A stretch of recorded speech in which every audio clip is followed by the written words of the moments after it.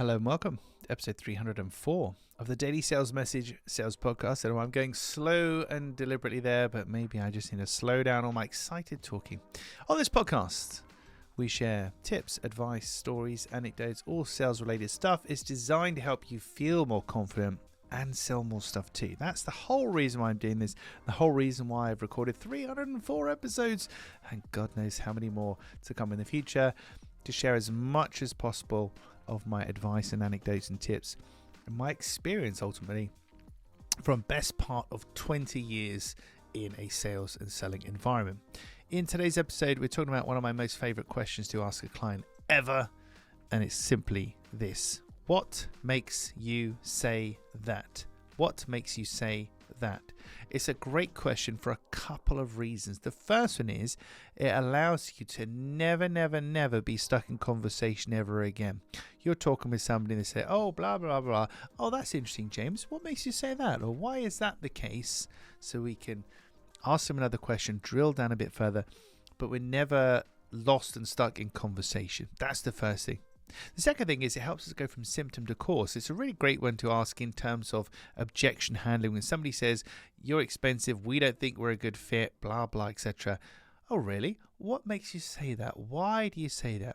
Asking that as a question forces them to give you a better answer and to move further down from kind of a superficial answer to something that's a bit more meaningful. Say, oh, I'm not sure if you're a good fit for us, James. Oh, really? What makes you say that? Well, we looked on your website and we saw XYZ and we're not sure.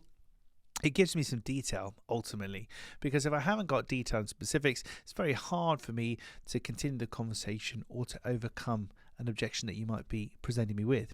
So what makes you say that is one of the very, very best questions that I've come across in my nearly 20 years as a sales professional. Jot it down. Use it in your conversations, particularly in objection handling conversations. But just remember that when people answer a question, they're generally not giving you the best answer they can. They're giving you the easiest answer they can because they don't want to waste or invest too much time in the conversation. So they might be giving you a superficial high-level thing when really you need something that's a lot more detailed. So what makes you say that is how we get to that detail. Right, that's it for this episode of the Daily Sales Message. Tomorrow in episode 305...